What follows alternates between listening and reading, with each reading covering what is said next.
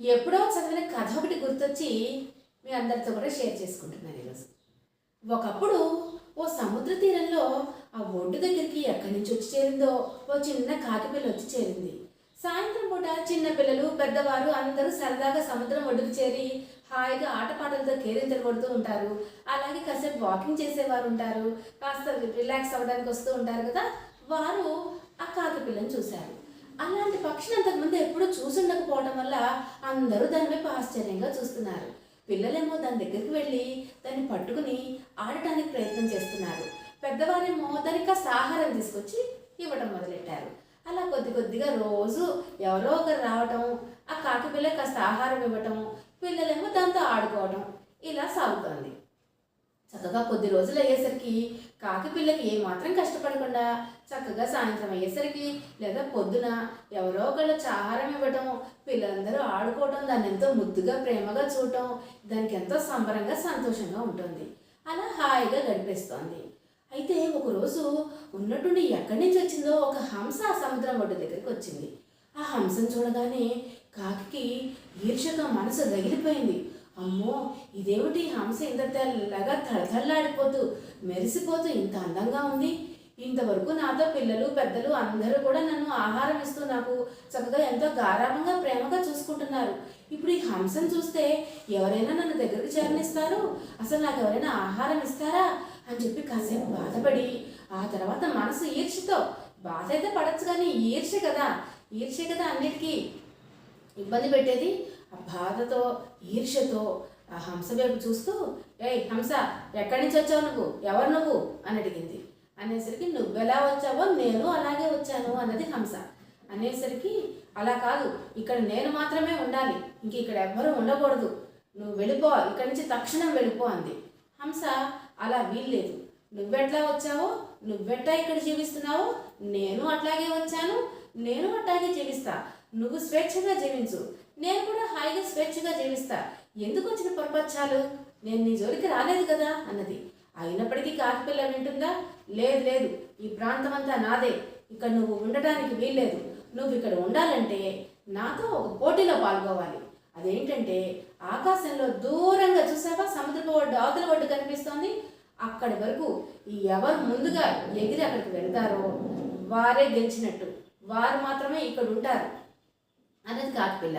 కాకిపిల్ల ఉద్దేశం ఏంటంటే హంస అంత దూరం ఎగరలేదు, తను మాత్రమే ఎగిరి అక్కడికి వెళ్ళొచ్చేసి ఈ హంసని పోటీలో ఓడించేసి హంసని ఇక్కడ ఉండకుండా చేసేయాలి, తను మాత్రమే ఇక్కడ జీవించి అక్కడ ప్రజలందరూ తనకే ఆహారం ఇస్తూ తననే గారాభంగా ప్రేమగా చూసుకుంటూ ఉండేలా తను ఎప్పుడూ అక్కడే శాశ్వతంగా ఉండిపోవాలి అని కాకిపిల్ల ఆలోచన అన్నమాట. అయితే హంస అన్నది అది ఎందుకు కాకిపిల్ల, ఎందుకు ఇటువంటి పేచీలు పోటీలు ఇవన్నీ మన మధ్య, నేనేం నీ జోలికి రాలేదు, నీకు నువ్వు స్వేచ్ఛగా జీవించు, నన్ను స్వేచ్ఛగా జీవించని, ఎందుకు వచ్చిన పోటీలు అన్నది. అయినా కాకిపిల్ల వినలేదు. అట్టయితే నువ్వు తక్షణమే ఇక్కడి నుంచి వెళ్ళిపోవాలి, నువ్వు పోటీలో గెలిస్తేనేమో ఇక్కడ ఉంటావు, పోటీలో గెలవకుండా అసలు పోటీలోనే పాల్గొనను అనేటట్టయితే నువ్వు ఇక్కడ ఉండటానికే వీల్లేదు, తక్షణం ఇక్కడి నుంచి వెళ్ళిపో అంది. అయ్యేసరికి ఇక గత్యంతరం లేక హంస కూడా ఈ పోటీకి ఒప్పుకుంది. రెండు పోటీకి సన్నద్ధులైనాయి అన్నమాట. ఇక పోటీ ప్రారంభం అవగానే కాకి ఉత్సాహంతో ఆకాశంలోకి ఎగిరింది, హంస కూడా ఎగిరింది. కాకి అనుకుంటోంది కాకిపిల్ల, ఈ హంస ఓడిపోవడం ఖాయం, నేను వచ్చి ఇక్కడే ఉండటం ఖాయం, అందరూ నాకు రకరకాల ఆహార పదార్థాలు ఇస్తారు, నేనే ఇక్కడ శాశ్వతంగా ఉండిపోతాను అనుకుంటూ ఆకాశంలో ఎగురుతున్నాయి. ఈ కాకిపిల్ల ఎగురుతోంది, హంస కూడా ఎగురుతోంది. కాకిపిల్ల కొంత దూరం వెళ్ళగానే కొంత దూరం ఎగిరేసరికి దానికి రెక్కలు నొప్పులు పుట్టడం మొదలెట్టినాయి.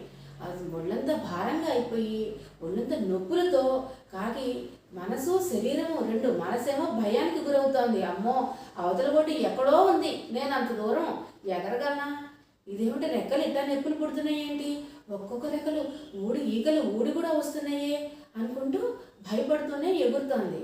హంస మాత్రం హాయిగా స్వేచ్ఛగా చక్కగా ఎంతో బలంగా ఉంది హంస, ఎగురుతోంది. కొంత దూరం వెళ్ళిన తర్వాత కాకిపిల్లని గమనించింది హంస. కాకిపిల్ల, ఇహ నేను ఆ సముద్రంలో పడిపోవడం ఖాయం, ఎగిరే శక్తి నాకు ఏమాత్రం లేదు అనుకుంటూ దీనంగా, నేను ఈ హంసతో పోటీ పడటం ఏమిటి, అక్కర్లేదని చెప్తున్నా కూడా వినకుండా హంసని ఈ పోటీకి ప్రేరేపించి మరి నాకు నేనే చిక్కుకున్నాను కదా, ఇంత పెద్ద ఆపదలో చిక్కుకున్నాను కదా అని రోధిస్తూ ఇక కళ్ళు బయర్లు గమ్ముతూ మరికొద్ది క్షణాలలో ఇక నేను సముద్రంలో పడిపోతాను అని బాధపడుతుండగా హంస వెనక్కి వచ్చి తన రెక్కల మీద కాకిపిల్లను కూర్చోబెట్టుకుని తీసుకొచ్చి ఒడ్డుకి చేర్చింది.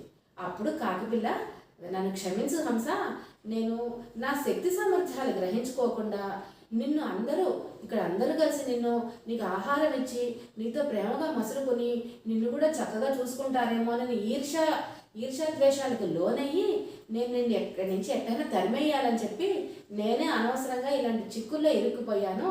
ఇలాంటి పిచ్చి పిచ్చి పనులు నేను ఎప్పుడూ చేయను, నన్ను క్షమించు అని దీనంగా అడిగింది. నువ్వు ఈరోజు నన్ను రక్షించడం వల్ల నేను తిరిగి ఒడ్డుకు చేరగలిగాను, లేదంటే ఈ పాటికి సముద్రంలో పడిపోయి ఉండేదాన్ని అని ఎంతగానో బాధపడింది. అప్పుడు హంస కాకిపిల్లతో చెప్పింది, ఎప్పుడూ కూడా ఇతరులను చూసి ద్వేషానికి ఈర్ష్యకి గురవుతే ఇలాగే ఉంటుంది. ఎవరి జీవితం వారిది, ఎవరి జీవితం వారు సభ్యంగా హాయిగా చక్కగా ఉంటే ఇలాంటి ఇబ్బందులకు గురికాం కదా. ఎందుకు నీకు అక్కర్లేని తగాదాలు, అక్కర్లేని పోటీలు, హాయిగా నీ జీవితం నువ్వు గడిపికనైనా బుద్ధి తెచ్చుకుని నా జీవితం నన్ను హాయిగా స్వేచ్ఛగా గడపని అన్నది. అప్పటి నుంచి కూడా కాకిపిల్ల హంసతోనే కాదు ఎవరితో కూడా తన శక్తి సామర్థ్యాలు తెలుసుకోకుండా అందరితో పోటీలకు దిగటము లాంటి పనులు చేయకుండా అందరితో మంచిగా ఉంటూ చక్కగా కాలం గడిపింది. కథ నచ్చిందా? Thanks for watching.